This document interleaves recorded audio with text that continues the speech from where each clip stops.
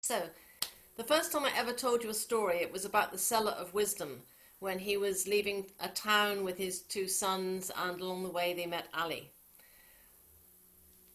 Tonight, I'm going to tell you the story of what happened in that town before he left with his two sons.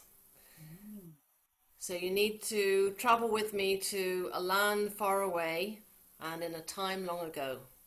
And there was a king, a very benevolent king. He was much loved by his people, he loved his people. And he would often wander around the village square with them, and they knew who he was, and they had a really good relationship. He had a trusted advisor that helped him, was his right hand man. And one day he was looking out of the window of his castle over the village square, out the town square, and he noticed that people were gathering in one corner of the square, and then an hour or two later they would disperse and go on their way. And this started to happen every day, and he was quite curious about this. He was quite puzzled. And rather than going down and finding out, he called his advisor in and said, so, what happens in the square every day? In the morning, there seems to be a group of people that gather in one corner. They're there for an hour or two, and then they disperse. And the advisor said, that's because the seller of wisdom is there. He comes each morning at 11 o'clock, and people line up to hear what he tells people. And some people that can afford it, they pay to have some wisdom from the seller of wisdom. And the king thought, I think I'll go down tomorrow. And he took a purse of gold coins. He went down to the square. He waited his turn. And he said to the seller of wisdom, I'd like some wisdom, please. And the seller of wisdom said, so who are you? And he said, well, I'm the king. And the seller of wisdom said, well, if you give me a gold coin or two, I will sell you some wisdom. So the king handed over a purse of gold coins. And the seller of wisdom said, go back to your palace, go back to your home and write on every single wall, never act before you think, always think before you act. So the king went back to his palace and he ordered artists and people to write in fine calligraphy on every single wall of every room in his palace. Never act before you think, always think before you act. And he quite liked looking at this writing in the different rooms of his palace because there were different colours and different designs, different styles. Some were in mosaics, and it really made it quite a work of art. And eventually time went by, and it was a time to have his beard trimmed, and so he asked his advisor to call for his barber. The barber arrived. He'd been trimming the king's beard for many, many years.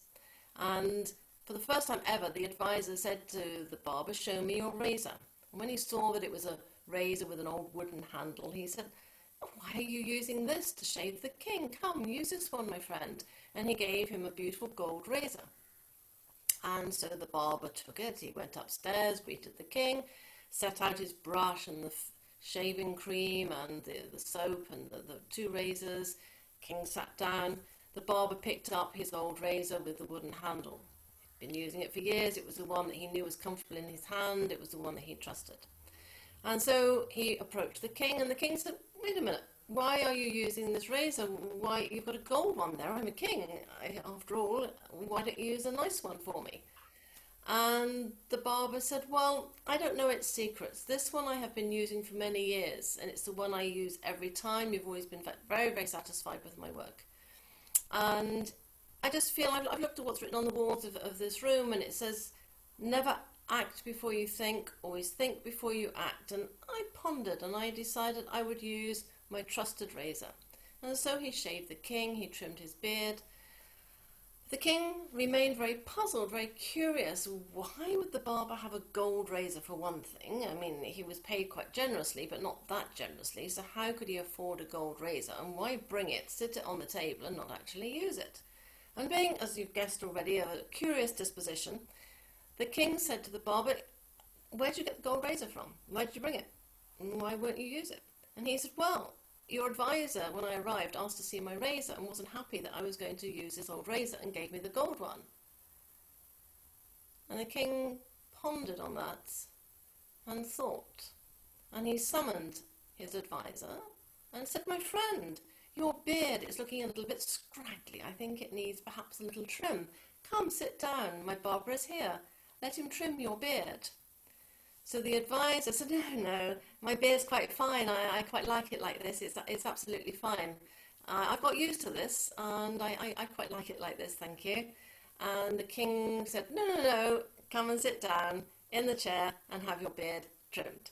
So the advisor went rather pale, approached the chair, sat down, and the barber picked up the old razor. And the king said, oh no, why not use the lovely gold one? I think it would be very nice, a great honour for my trusted advisor if you would use the gold one. And the advisor went very pale at this point. And as the barber approached him and started to use the razor, he had a problem breathing. He was choking. He couldn't get his breath, and he collapsed on the floor and was actually quite dead. And the king was, of course, very shocked. The barber was beside himself because he hadn't done anything wrong. He hadn't accidentally cut the guy. He didn't know why he had suddenly expired. And the king said, sadly, it seems that he had poisoned that gold razor, which is why he wanted you to use it to shave me. So the barber left, the deceased advisor was removed, and the king pondered. And he looked at the walls where he had written, never act before you think, always think before you act. And he was very grateful that his barber had read these words and thought first and then acted. And he wanted to thank the Seller of Wisdom because he thought, well, this was really good advice. And so he went to the window the next day, but there was no crowd in the square. And the next day and the next day. Because, of course, as we know, the Seller of Wisdom had left town with his two sons and he was journeying on, and probably by this time he'd met Ali. And so the king actually was never able to thank him, and he never knew whether it was coincidence or whether the Seller of Wisdom actually knew and was giving the barber the opportunity to save the king's life. And we don't know either. We can only but speculate. Wow. Yeah. Oh, really nice. Yeah. Yeah. Very nicely told. It's quite good advice, actually. It's nice. It's a nice story. Always think before you act. I think